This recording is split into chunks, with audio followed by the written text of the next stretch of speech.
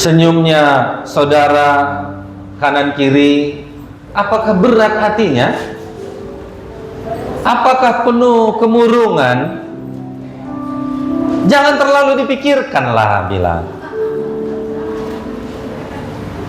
Kan ini dia buktinya kan, masih.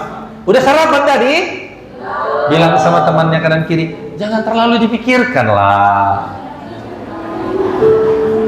Sekali lagi, boleh dipikirkan, tapi jangan terlalu dipikirkan. Saudara tahulah, kenallah siapa saudara di dalam Tuhan. Kalau tadi sang leader kita memberikan yel-yel, ya, hari ini sangat kocak saya rasa pujiannya, yel-yelnya. Saya pun tidak mau ketinggalan. Kalau saya katakan siapa saudara di dalam Tuhan, saudara jawab, saya penuh berkat, saya penuh kemenangan, saya penuh damai, saya penuh sukacita. Yes, yes, yes, yeay. Bikin tangannya gini semua. Coba gini dulu tangannya semua. Oke, coba. Ini dia.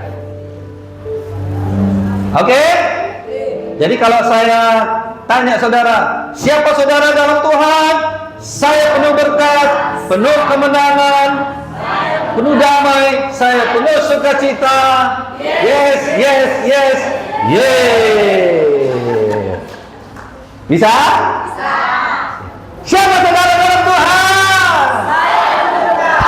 Saya penuh berkat, saya penuh kemenangan, saya penuh damai, saya penuh sukacita. Yes, yes, yes, yeay. Jangan terlalu dipikirkan. Amin. Masalah itu pasti berlalu. Persoalan itu pasti pergi. Pergumulan kita pasti berlalu. Mengapa? Karena kita kenal siapa Tuhan kita. Tuhan kita, Tuhan yang ajaib. Tuhan kita, Tuhan yang menolong. Tuhan kita, Tuhan yang memberkati. Bapak Ibu, hari ini renungan kita supaya kita bisa mendapatkan pencerahan daripada Tuhan. Renungan kita hari ini ada keajaiban di dalam api Tuhan. Saudaraku, Bapak Ibu semuanya, kita baca dari Kidung Agung 8 ayat 6. Kidung Agung 8 ayat 6. 2, 3, ya. Taruhlah aku seperti materai pada hatimu, seperti materai pada lenganmu, karena cinta kuat seperti maut, kegairahan gigih seperti dunia orang mati, nyalanya adalah api, seperti nyala api Tuhan. Yang menjadi fokus, yang menjadi kunci satu hari ini, yaitu nyala api Tuhan. Kita tidak bahas apa yang ada di atasnya, tetapi satu kita bahas, nyala api Tuhan.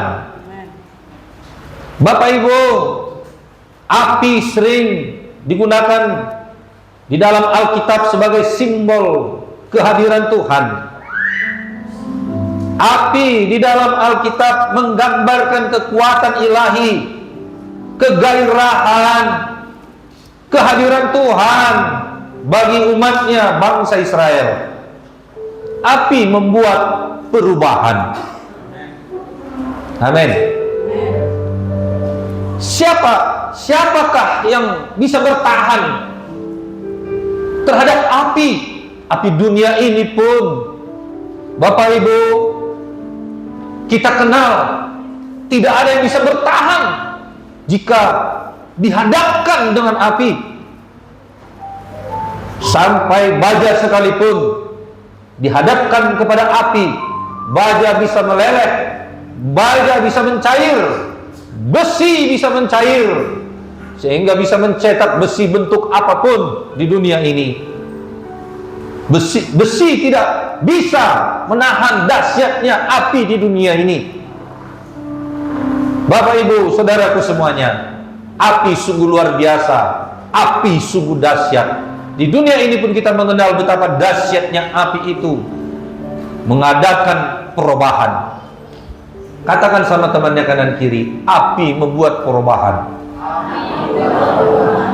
Kali ini kita tidak membahas tentang api dunia ini, betapa panasnya api di dunia ini, betapa panasnya matahari itu, tetapi kita membahas api Tuhan di dalam diri kita. Turunnya Roh Kudus dalam bentuk lidah-lidah api pada hari Pentakosta. Api kasih Allah yang dipancarkan oleh Yesus, api yang diturunkan atas korban di Gunung Karmel oleh Elia, api yang dimulai oleh Tuhan sendiri di dalam Imamat 9 ayat 24. Dan keluarlah api dari hadapan Tuhan, lalu menghanguskan korban bakaran dan segala lemak di atas mezbah. Tak kala seluruh bangsa itu melihat, bersorak-sorailah mereka, lalu sujud menyembah.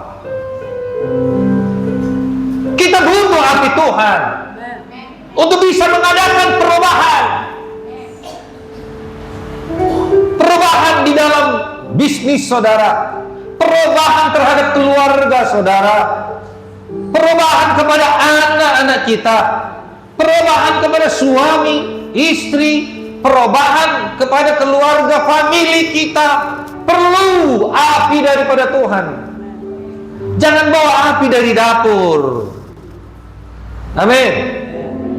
Kalau kita bawa api dari dapur ke rumahnya, dia kira mau membakar rumahnya. Tapi bawalah api dari Tuhan. Ada keajaiban di dalam api Tuhan ini. Bapak Ibu, api melambangkan daya transformasi perbuatan Roh Kudus. Api melambangkan kehadiran Allah yang membara, yang membakar setiap hati seseorang. Api melambangkan kasih Allah terhadap manusia. Api melambangkan api Roh Kudus yang harus mendorong kita untuk mengasihi sesama seperti Kristus mengasihi kita. Jadi betapa dahsyatnya api itu. Api Tuhan itu luar biasa. Saudaraku, pada hari Pentakosta kita kenal bahwasanya murid-murid berubah hidupnya karena api Tuhan. Elia bisa berhadapan dengan Baal. Elia memanggil api Tuhan dan menyambar seluruh korban. Baal tidak mampu menghadirkan api, tapi Elia menghadirkan api Tuhan, sehingga Elia menyatakan Tuhan itu ada, Tuhan itu yang harus disembah. Amin.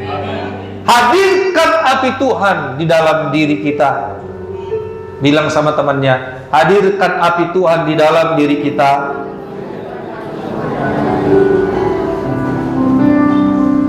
Bangsa Israel juga mengalami betapa luar biasanya api Tuhan menyertai mereka. Tiang api pada malam hari, tiang awan siang hari. Kenapa tiang api pada malam hari? Karena pada malam hari gelap. Perlu tiang api yang tidak padam, tanpa BBM, menyala terus, tanpa pertalit, tanpa pertamax, tanpa solar, tanpa pertalit jadi pertamax. Api Tuhan tidak kekurangan bahan bakar. Api Tuhan tidak kurang kuasanya bagi saudara dan saya. Tidak kurang, tidak kurang. Api Tuhan terlalu dahsyat. Api Tuhan luar biasa. Itulah yang dinyatakan kehadiran Tuhan bagi bangsa Israel. Api Tuhan yang selalu menuntun mereka. untuk bisa sampai ke tanah Kanaan. Api Tuhan ini pun sampai membelah laut. Saudaraku, Bapak Ibu semuanya, kenal siapa kita di dalam Tuhan. Siapa saudara dalam Tuhan? Saya dikasih.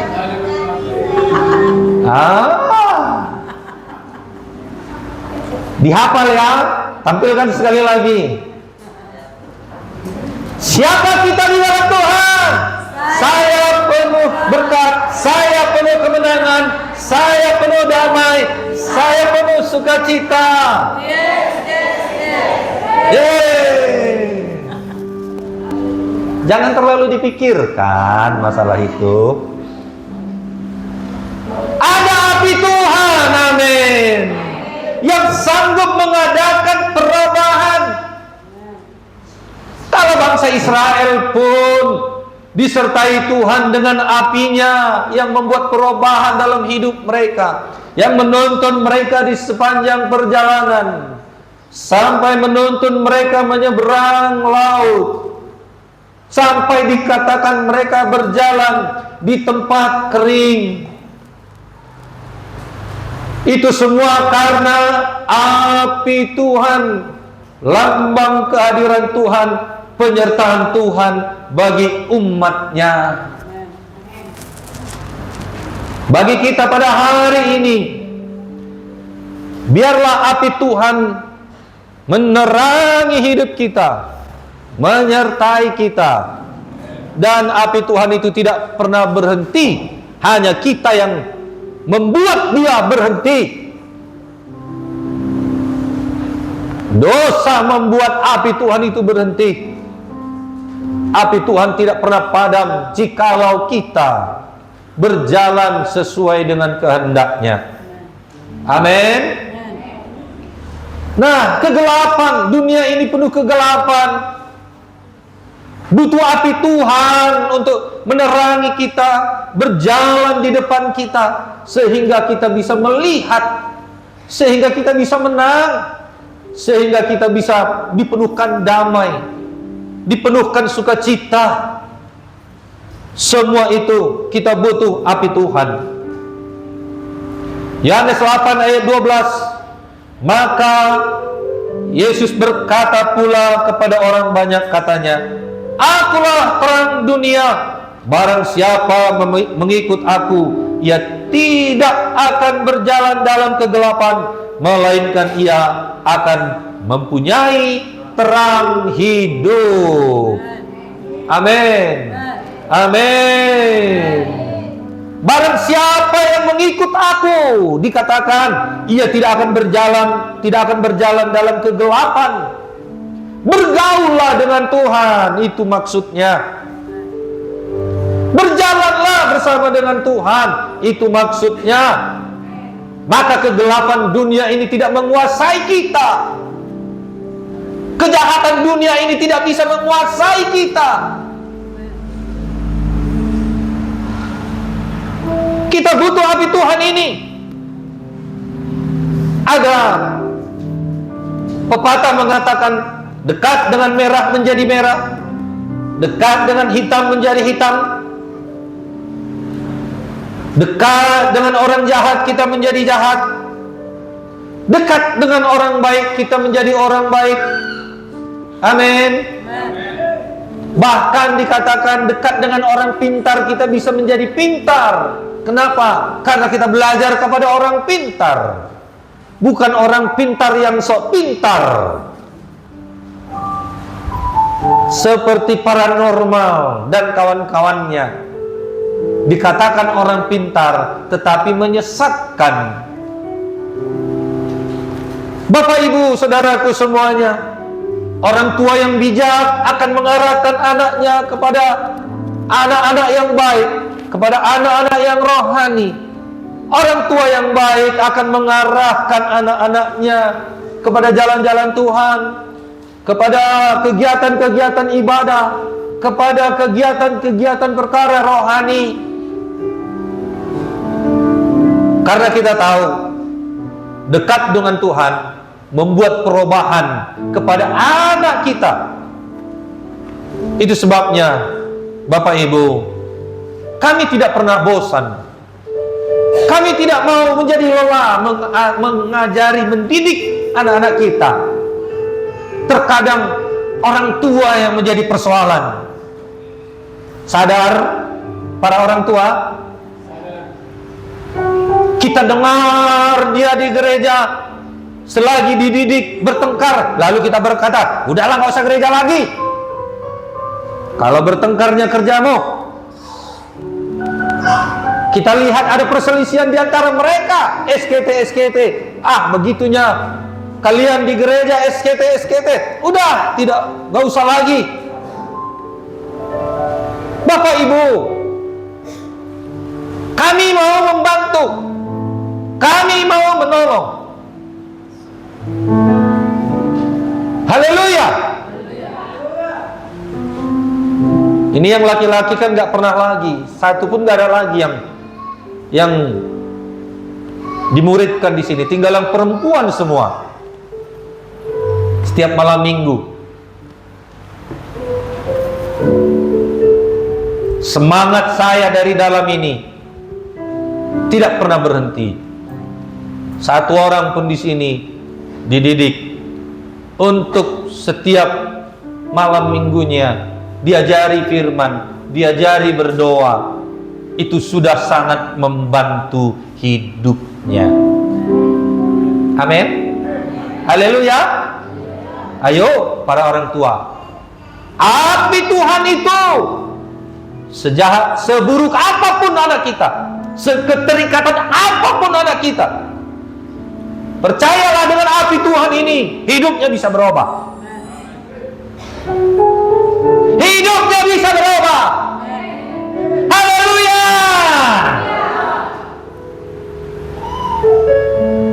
Tidak ada yang bisa bertahan di hadapan api Tuhan. Hati yang keras Tuhan bisa lunakkan. Oleh karena itu, jangan bosan, jangan menyerah. Jangan saudara biarkan dia keliling-keliling kota Medan ini. Jangan biarkan dia tinggal di rumah. Jangan biarkan dia dengan kesukaannya selain daripada firman Tuhan. Kemarin ada KKR di Grand Antares. Ketua Kabid Bimas Kristen berkata, sangat memprihatinkan sekarang Danau Toba sudah penuh dengan penyakit menular HIV/AIDS. Mengapa? Karena di Danau Toba banyak tempat-tempat yang bisa disewa para muda-mudi. Gak suka mereka ke gereja, sukanya kemana? Pergi ke sana jalan-jalan, lalu satu kamar.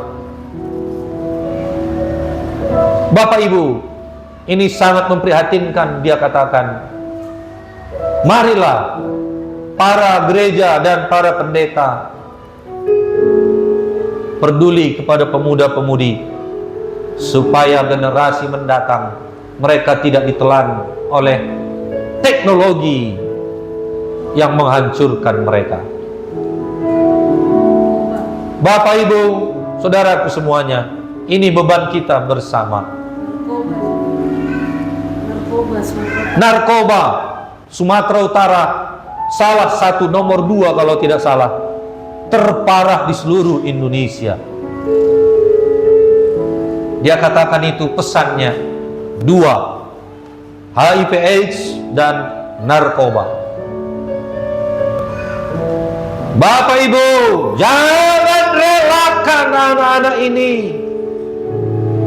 diikat oleh AIDS dan narkoba. Jangan biarkan. Bila perlu, jangan dikasih HP kalau tidak datang gereja, kalau tidak datang muda-mudi. Karena itu awal daripada mereka untuk terikat awal daripada mereka untuk melawan. Kenapa? Kalau sudah keterikatan, dinasehati, sapu rumah tidak disapu, sapu kamarmu tidak disapu, cuci piring tidak dicuci. Itu awal mulanya. Kedua apa? Sudah mulai melawan, sudah mulai malas, sudah mulai cari kesenangan di luar. Kesenangan apa? Kesenangan dunia. Itu sebabnya Bapak Ibu, saya punya pergumulan yang sama dengan saudara.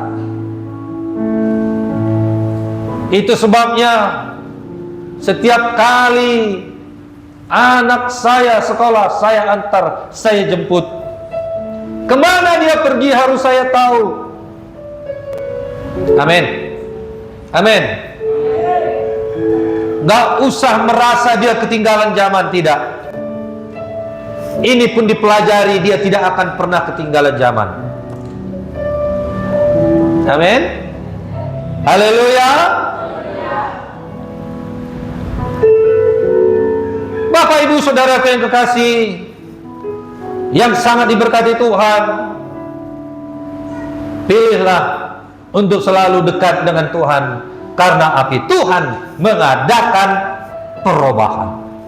Perubahan yang bagaimana? Bukan perubahan menjadi tambah buruk, tidak. Api Tuhan tidak pernah membawa kita menjadi terpuruk hidupnya, tetapi api Tuhan selalu mengadakan perubahan, memberkati kita. Amin.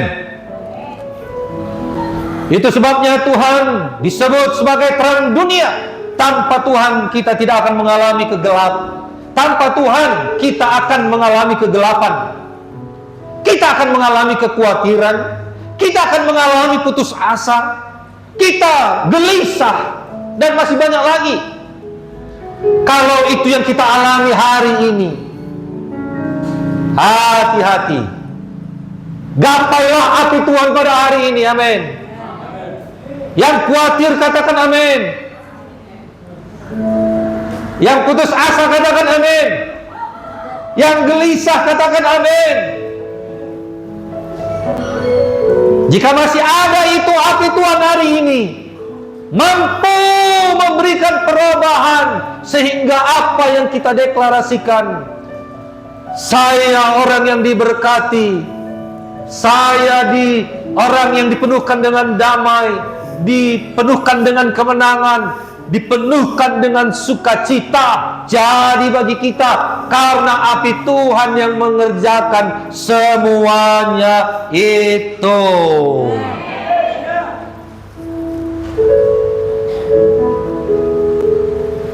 Jadi maknanya tiang api ini petunjuk bagi bangsa Israel, petunjuk juga bagi kita umat Tuhan.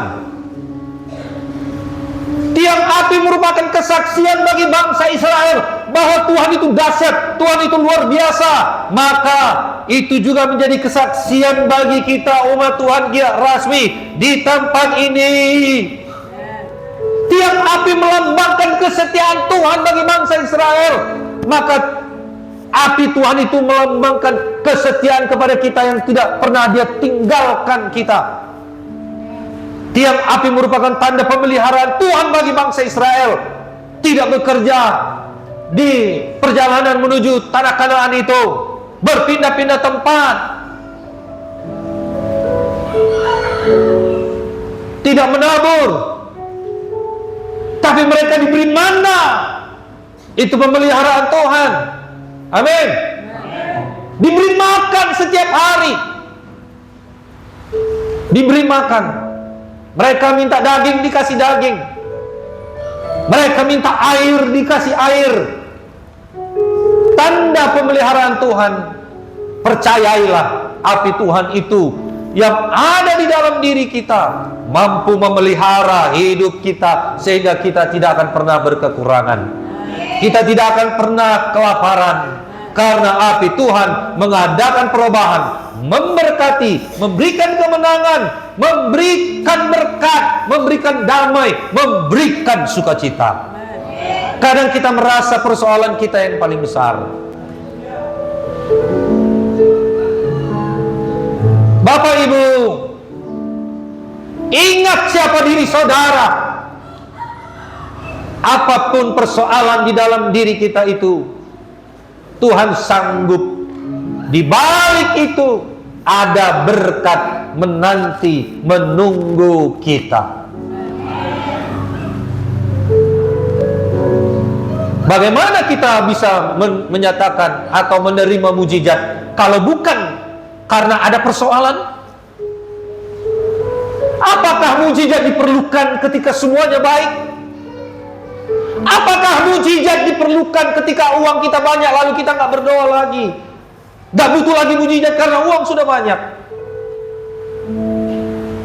Kalau kita sehat terus sampai Maranatha Yesus datang, berarti kita tidak perlu lagi api Tuhan itu. Tetapi persoalannya kita masih di dunia yang penuh dengan masalah, yang penuh dengan persoalan. Karena itulah maka api Tuhan ini diperlukan. Kita mohon supaya api Tuhan itu selalu menyertai kita, sama seperti menyertai bangsa Israel, memberkati bangsa Israel. Haleluya. Bapak Ibu, api Tuhan banyak dituliskan di dalam Alkitab. Tiang awan dan tiang api dijelaskan dalam Keluaran 13 ayat 21 sampai 22, pasal 14 ayat 24, Bilangan 12 ayat 5, Ulangan 31 ayat 15, dan Nehemia 9 ayat 12. Begitu limpahnya. Sekarang bagaimana iman kita mempercayainya? Itu saja. Apakah kita mundur ketika pergumulan yang berat itu? Mundur? Maju terus. Bangsa Israel melihat sudah terkepung. Di belakang orang-orang Mesir mau mencapai, mengejar kiri musuh, kanan musuh. Hanya satu-satunya jalan dari laut. Mereka lebih percaya kepada Tuhan. Musa datang kepada Tuhan. Apa kata Tuhan? Apa yang ada padamu Musa? Gak ada apa-apa Tuhan. Tongkat ini aja lah cuman. Pukulkan itu ke laut. Dia pukulkan ke laut. Laut itu pun terbelah ke kanan dan ke kiri. Mereka bisa berjalan dari tengah lautan. Apa yang ada pada kita? Apa yang ada pada kita? Apa yang ada pada kita?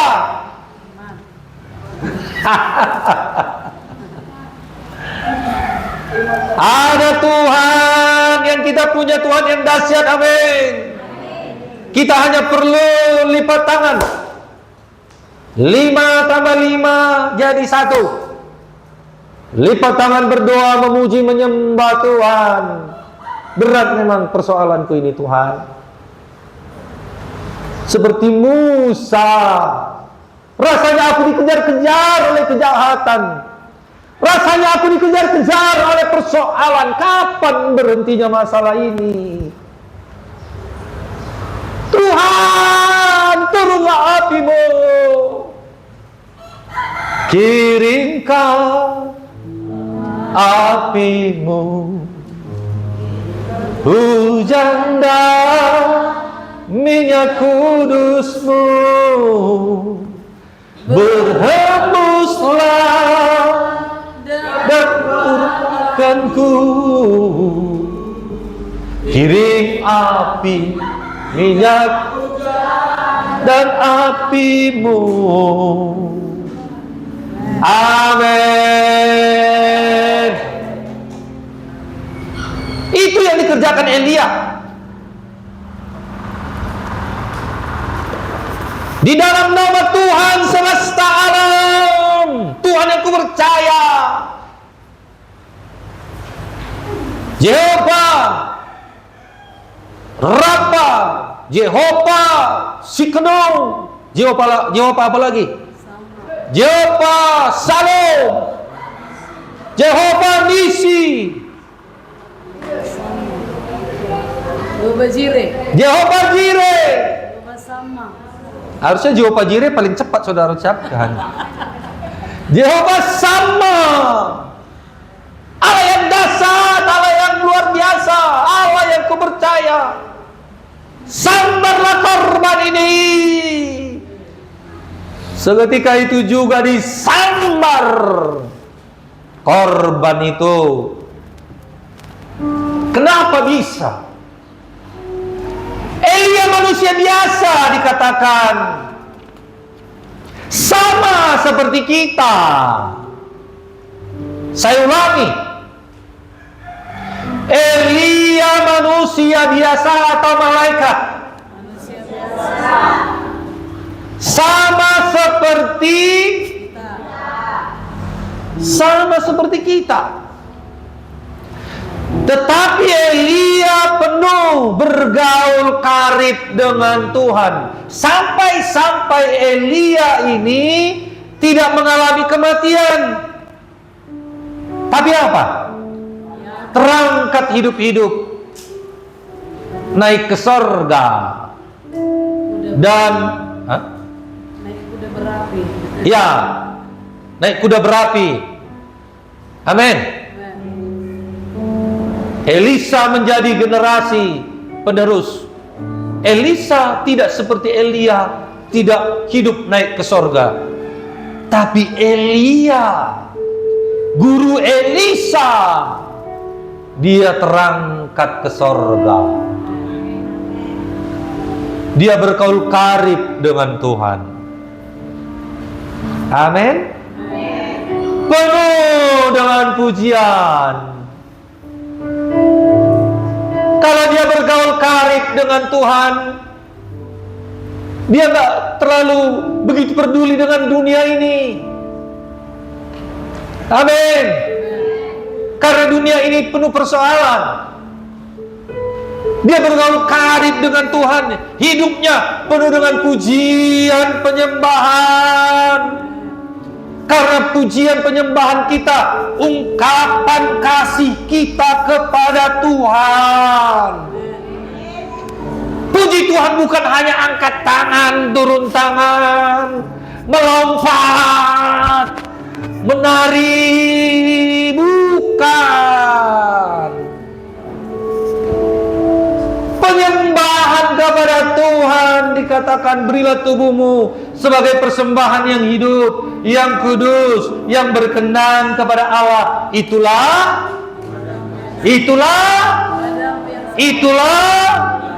ibadahmu yang sejati.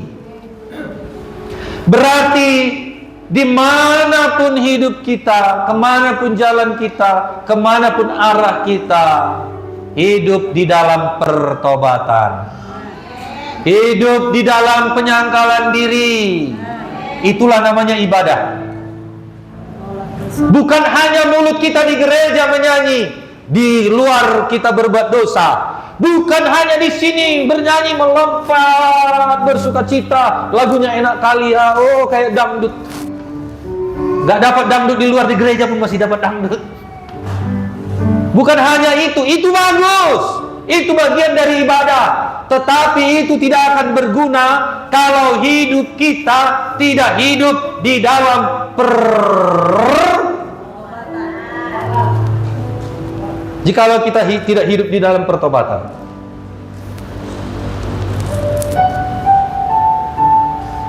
Kita berdoa, kita minta mujizat, tidak akan jadi. Kita minta api Tuhan datang, tidak akan jadi.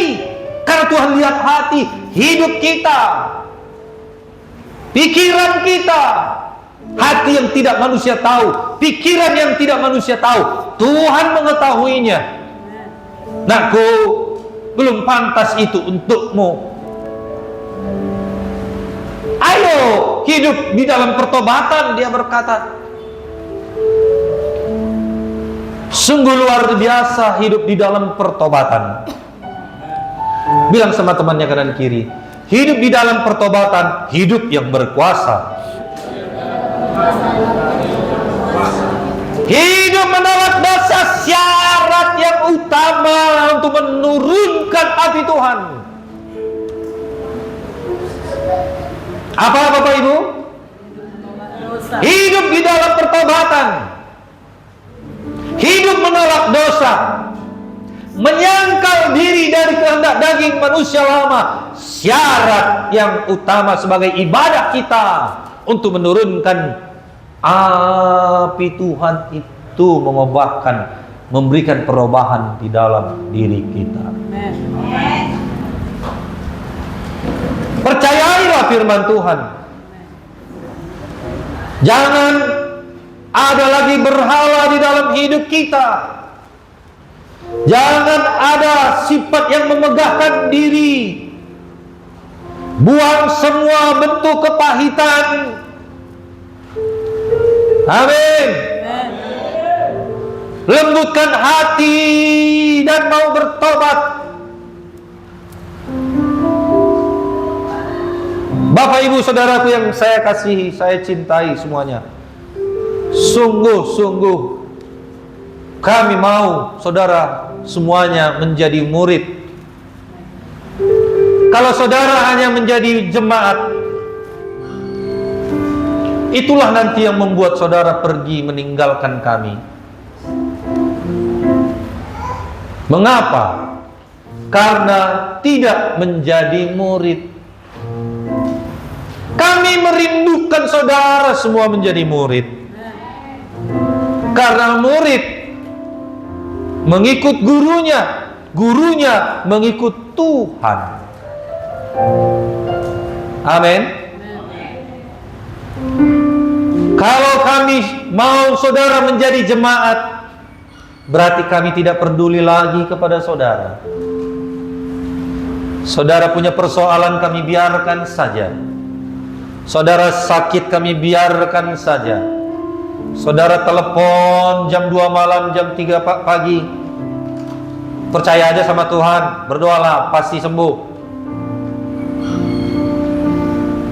Saudaraku, Bapak Ibu, tanpa beban untuk saudara,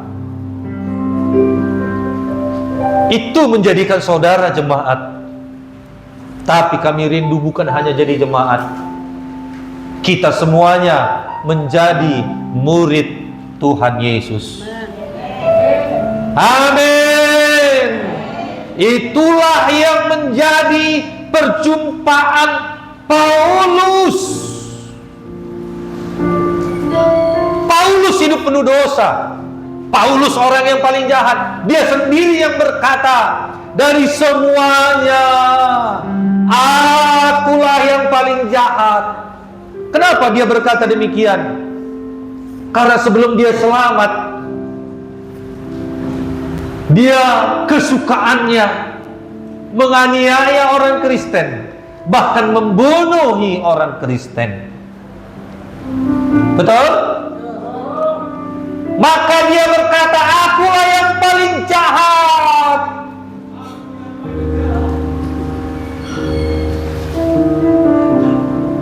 Ada yang seperti Paulus mengejar-ngejar orang Kristen. Jadi kalau ada orang Kristen, dia kejar-kejar, dia tangkap, setidaknya dia penjara. Dia suka itu. Disiksa dulu baru dibunuh. Itulah kerja Paulus. Ada perintah, ada surat perintahnya untuk dia. Ini sah. Kalau ada kau jumpai orang Kristen, kau bunuh pun gak apa-apa. Begitulah kira-kira. Tetapi apa yang membuat Paulus ini berubah hidupnya? Apa? Api Tuhan datang kepadanya. Amin. Amin. Amin. Adakah yang sulit berubah? Minta api Tuhan. Suami yang tegar tengkuk, istri yang apa? Istri yang nggak mau bertobat, anak yang nggak mau bertobat, butuh apa? Api Tuhan. Api Tuhan. Sekeras apapun dia, sejahat apapun dia, jangan kutuki. Jangan katakan mati aja kau. Jangan katakan pergilah kau dari sini. Jangan katakan cerailah kita. Jangan. Karena ada api Tuhan yang luar biasa, yang dahsyat, begitu hebat, yang kita punya. Percayailah itu. Amin. Mana ini aminnya? Amin. Apakah saudara tidak mau? Mau. Saya sangat mau. Karena buktinya sudah ada. Paulus bertemu dengan api Tuhan, hidupnya berubah. Dari pembunuh orang Kristen menjadi penginjil. Kisah 9 ayat 4. Ia rebah ke tanah, dan kedengaranlah olehnya suatu suara yang berkata kepadanya, Saulus, Saulus, mengapa engkau menganiaya aku? Pada waktu itu namanya masih Saulus. Setelah bertobat, berubah menjadi Paulus. Cerita tentang pertobatan pada umumnya dan berita pertobatan Paulus khususnya dapat memenuhi diri kita dengan pengharapan besar. Ia pernah berdosa karena kesalahan yang serius, kesalahan yang besar, yaitu memimpin penganiayaan terhadap orang Kristen pengikut Yesus. Bapak Ibu, tetapi Tuhan mengasihi Saulus. Api Tuhan datang kepadanya. Belas kasihan Tuhan. Sudah nggak sanggup lagi kah kita menasehati? Masih ada ini. Nggak sanggup lagi kah kita untuk berkata-kata? Untuk persoalan kita masih ada ini. Mintalah, berdoalah, hiduplah menyenangkan Tuhan, hidup dalam pertobatan. Bapak Ibu, sedangkan Paulus ini pun karena dilihatnya umatnya tidak tahan lagi, itu sebabnya Tuhan menjumpai Paulus. Amin. Gak tahan lagi. Di luar kemampuan manusia. Percayalah, ada kuasa Tuhan, ada api Tuhan untuk mengubahkan situasi kita. Haleluya. Hati yang keras, hati yang berbatu-batu. Bapak Ibu, ada api Tuhan yang sanggup melunakkan agar dia bertobat, agar dia datang kepada Tuhan. Ini satu jalan bagi kita atas masalah persoalan kita. Kepada siapa kita harus pergi?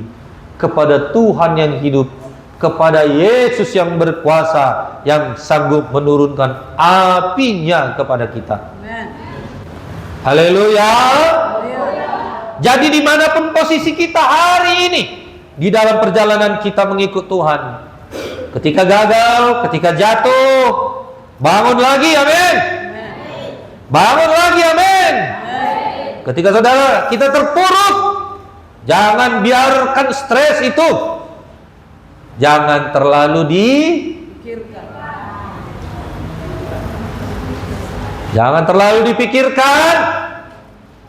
Kalau terlalu dipikirkan, asam lambung datang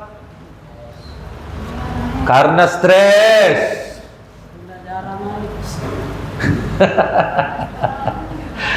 Sudah asam lambung merambat ke kolesterol,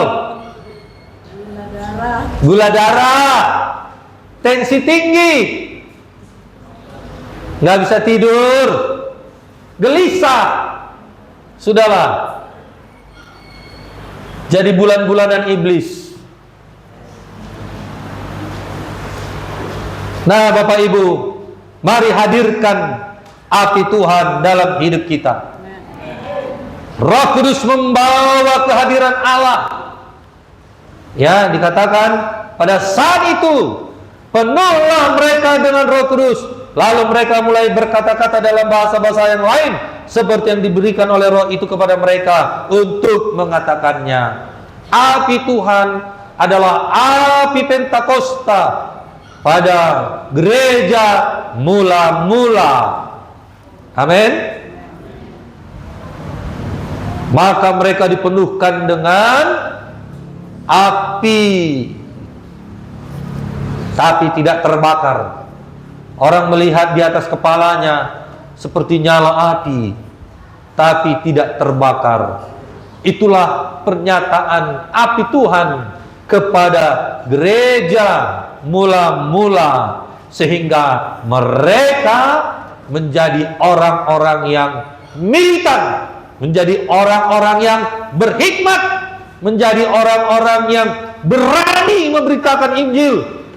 Petrus yang pemalu menjadi pemberani memberitakan Injil karena api Tuhan memenuhkan dia. Banyak rasul-rasul mengalami aniaya, ada yang digoreng, ada yang disalibkan terbalik. Bapak Ibu, itu semuanya karena api Tuhan sudah memenuhkan murid-murid di sidang pertama. Itulah gairah, itulah semangat daripada Tuhan. Api Tuhan itu memberikan satu kekuatan kepada mereka, sehingga aniaya pun mereka tidak takut lagi. Amin. Setelah rasul menerima api Tuhan pada hari Pentakosta, mereka memiliki gairah yang bertahan seumur hidup mereka. Mati tidak masalah, aniaya tidak persoalan. Mereka mau Injil diberitakan, Injil diberitakan, Injil diberitakan. Saya rasa mereka tidak mikir lagi kayaknya jadi kaya. Mereka tidak mikir lagi macam mana supaya banyak ontanya, banyak kambing dombanya. Yang mereka pikirkan, Bapak Ibu, bagaimana Injil diberitakan ke seluruh bumi. Karena pengorbanan mereka, jadilah kita duduk di tempat ini, buah daripada api Roh Kudus yang memenuhkan gereja pertama. Haleluya. Bapak Ibu Saudaraku, Roh Kudus menghasilkan kekudusan. Setiap orang yang dipenuhkan dengan Roh Kudus, dia mampu hidup kudus. Hidup kudus ini dari hari ke hari dibaharui. Itulah maksudnya hidup kudus yang dipenuhkan dengan Roh Kudus. Api Allah yang memurnikan dan menguduskan. Cara Roh Kudus menyelaraskan hati dan keinginan orang percaya dengan kehendak Tuhan. Api Roh Kudus mengubah pikiran kita. Di sini dia berperan. Amin. Menangkan pikiran ini bersama dengan Roh Kudus. Jangan biarkan pikiran kita ini dikuasai iblis. Pikiran apa? Pikiran negatif. Pikiran apa? Pikiran kalah. Pikiran apa? Pikiran intimidasi. Setan menyerang intimidasi dalam pikiran kita. Jangan biarkan. Amin. Ketika dia datang, alihkan pikiran dengan pikiran Kristus. Katakan, aku anak Tuhan. Amin. Aku orang yang diselamatkan Tuhan. Amin. Katakan, aku orang yang berkuasa nyata iblis. Siapa saudara di dalam Tuhan?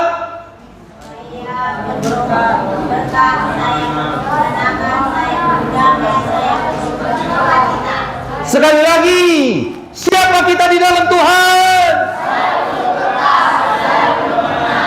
Saya berdamai, saya penuh sukacita.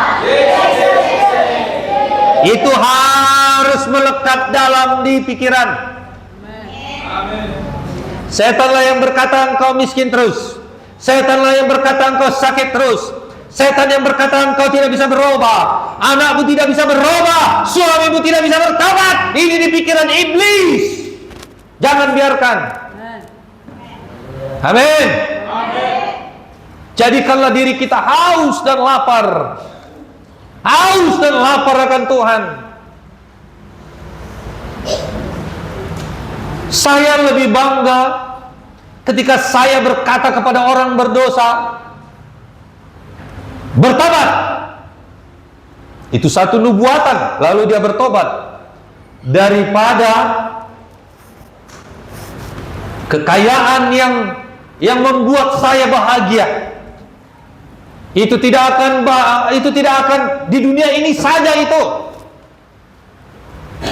Tidak membuat kita bisa punya sukacita damai yang sesungguhnya. Amin. Haus dan lapar akan Tuhan. Kadangkala kita seperti ayat yang berkata, cari dulu kerajaan Allah dan kebenarannya, maka segalanya dia tambahkan kepadamu. Kadang-kadang kita mengutamakan segalanya yang akan ditambahkan kepadamu. Jangan terbalik. Kalau terbalik, itu bisa menyesatkan kita. Itu sangat riskan kita. Karena kalau sudah diberkati, sudah jadi orang kaya, sudah banyak harta, kita bisa menomorduakan Tuhan, bisa melupakan Tuhan. Buktinya siapa? Buktinya orang Efesus yang tadinya miskin, tapi mereka bertobat. Karena Yunus berkata, bertobatlah, kalau tidak dijungkir balikkan Tuhan. Mereka bertobat semuanya. Dari situlah mereka mulai diberkati Tuhan. Tapi setelah diberkati Tuhan, lupa lagi Tuhan, tinggalkan Tuhan. Maka sekarang lihatlah bagaimana Turki itu yang dulunya adalah Efesus jadi sepupu. Amin. Jadi jangan terbalik. Cari dulu kerajaan Allah dan kebenarannya. Cari dulu kerajaan Allah dan kebenarannya, maka segalanya ditambahkan kepada kita. Dengan kata lain, bangun tidur sederhana sekali. Ngapain? Berdoa. Tiap hari baca schedule firman Tuhan yang sederhana. Itu salah satu bentuk diri kita ini mau dipimpin Tuhan, maka api Tuhan akan menuntun kita. Sederhana saja. Hidupnya mencerminkan Kristus, bicaranya rohani, bicaranya membangun, bicaranya firman Tuhan, bicaranya gosip. Gosip? Tidak. No, amin. Hati, pikiran, mulut ini dipimpin oleh Roh Kudus setiap hari. Hidup di dalam penyembahan, hidup di dalam pimpinan Roh Kudus, hidup di dalam pertobatan.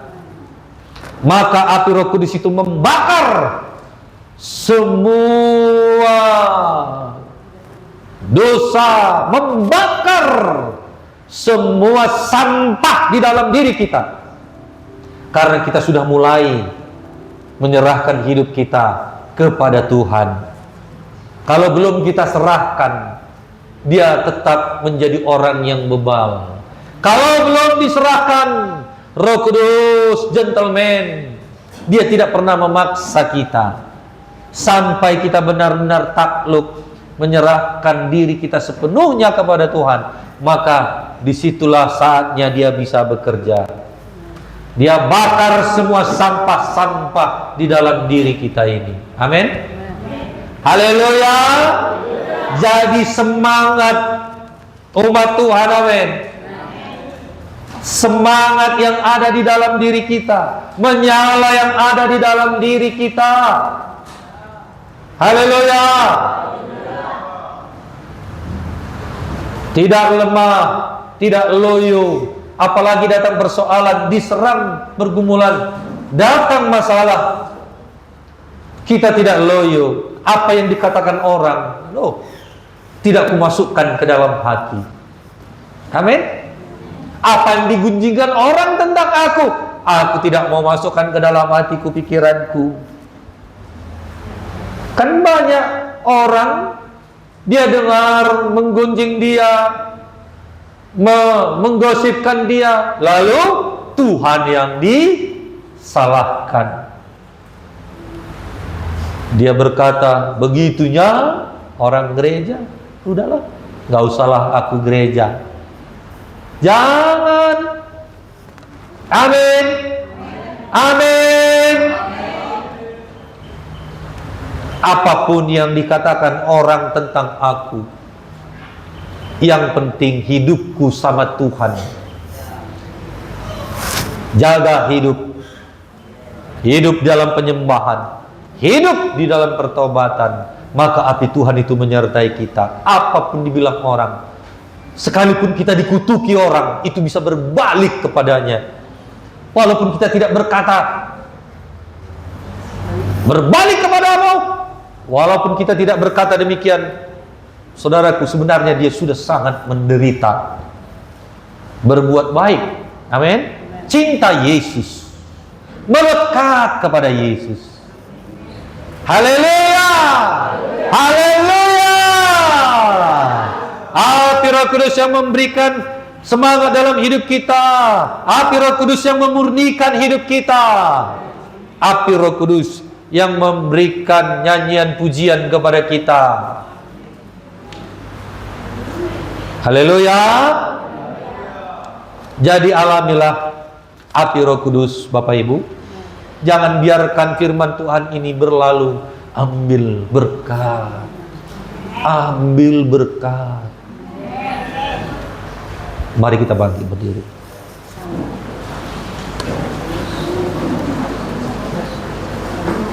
Sungguh dahsyat api Roh Kudus ini. Saya sungguh kagum kepada api Roh Kudus. Ketika saya teringat sewaktu saya bertobat, betapa saya ini orang yang hina, betapa saya ini orang yang tak berguna. Tapi ketika saya menerima Yesus, dan saya rindu Roh Kudus itu, rindu tiap minggu, sampai tiap minggu saya datang. Setiap kali pendeta berkata, mari maju ke depan, saya maju, karena rindunya untuk dipenuhkan Roh Kudus. Dan Tuhan lihat hati saya, benar-benar saya dipenuhkan dengan Roh Kudus, sehingga saat ini saya semakin kagum atas karya Roh Kudus dalam hidup saya. Silahkan, soal itu.